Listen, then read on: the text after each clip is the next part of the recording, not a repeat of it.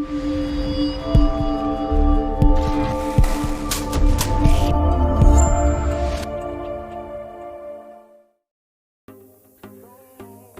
YouTube, welcome to Bub's World. This is Bub, your host, and today we've got a comic haul to show you. We went to Flea Market in Louisville, Kentucky, which is the Kentucky Flea Market, and they open it up inside the convention center a few times a year, so it's about like a convention. It's got all the kind of stuff you might expect to find. My wife was after an antique clock. We didn't find one, but it was worth a reason to go and look. So, well, we did pick up some vinyl, which I showed the other night, and we also picked up some comic books. So let's make me small and get right to the haul. Whoa! Oh, like a big hand in the way. All right, so let's take a look at this. First off, I'm going to go in the order by which I went through the convention. So the first book I picked up, it was right by the door. On there, but that's actually written on the bag, unfortunately, on the original poly bag. It was only like, I think I paid 10 bucks, which wasn't a huge deal, but you know, it is what it is. I've had this book before, but I never had a sealed poly bag with the Deadpool trading cards inside, which this has, and it's in pretty good shape too. So even survived my wife carrying it around over her shoulder for a while. So there you go. And it's got the Deadpool trading card. So let me ask you this. The whole reason why I picked it up is because I hadn't had one in the poly bag before, like still sealed with the Deadpool card. But it's got that 20 bucks written on it. Should I try and squeegee that off somehow? Or should I just leave it be? Or should I open it for that matter? So we'll see. Let me know in the comments below. Next up, I went to a fantastic table, great guy. I'll be posting a few of these books on Instagram so that I can tag him in it. Really cool dealer, and he had almost exclusively Golden Age and very early Silver Age books. You never see that at convention. I'm going to the Lexington convention later this week.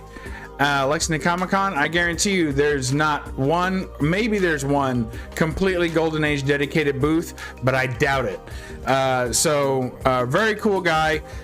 We got this Casco Comics #2. This is a promotional book here by Bill Wagon. Look at that. Isn't that cute? So this is his pre Katie Keene work. This is just before he got into Katie Keene. So, of course, the Archie title. So, very happy to have this. He had this little book, which is early Silver Age, but it's still an Atlas title, so I picked it up. Kid Holt Outlaw, number 74. Check that out. I mean, that's just some fun stuff. He had a very fair price. His prices were super fair.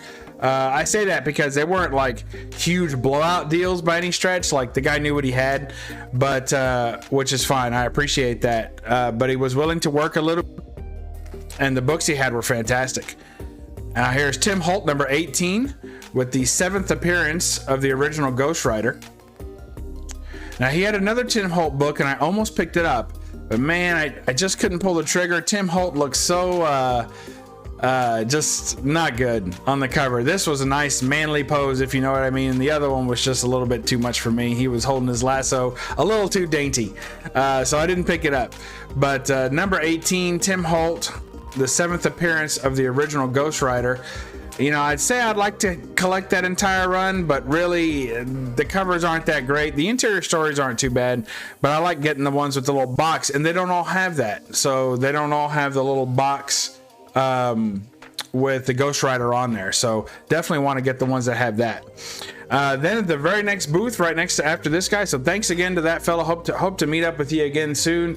He's got some kind of show coming up, Creature Feature, formerly Halloween Fest, so you can pause that if you guys are in the area in October.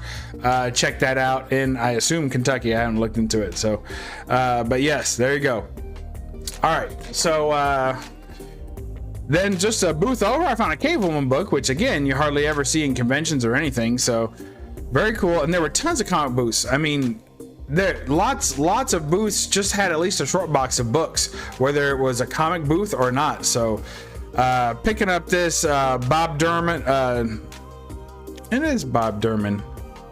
Durham. Bob Durham, I thought it was. All right, Bob Durham, Cave Woman Feeding Grounds #2, which is funny because I have another copy, a Bud Root cover of this, but I didn't have this one, and I'm still missing the #1 issue, so I need to pick that up. But very cool. Then the next one was a nice little spot. My last comic pickers of the day, which I'm glad because it started to rack up pretty expensive. Here's Jumbo Comics #155 with a fantastic Sheena cover.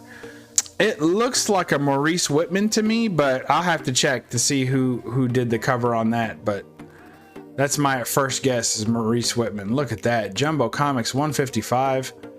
Sheena looking just too good. That's just awesome. Love that outfit. Cats fighting off the cats. So good. Very happy to have that. The guy wouldn't budge on price, so I pretty much paid what it was worth. But with the condition it was in and getting to pick one up at a convention really felt cool. But I probably could have got it for about the same price online, but I was very pleased with it. And then this one I got well below what it goes for. It's real rough shape. First Transformers #1. Bought it from the same guy, but it's pretty rough. As you can see with all the scratches and dings and dents. I mean, it needs a pressing, but it won't save it. But in any case, issue #1 in a 4-issue limited series, Transformers #1. Picked it up for $10.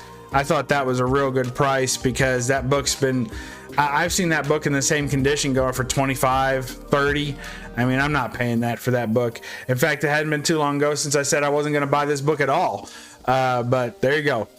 It's in the collection because someone my age with my collection, I think people expect to see this book in my collection because it goes along with my age group and the things we loved as kids. And I think people just kind of expect to see it in my collection. And I want it in the collection. I just don't want to pay a lot for it. I've picked it up and put it down probably 100 times and finally pulled the trigger on a nice low grade cheap copy. So that's it. I hope y'all appreciated that. This is Bub of Bub's World. Welcome to Bub's World. And we'll see you next time. In the meantime, I want you to read a comic and don't apologize for the glare. Bye bye.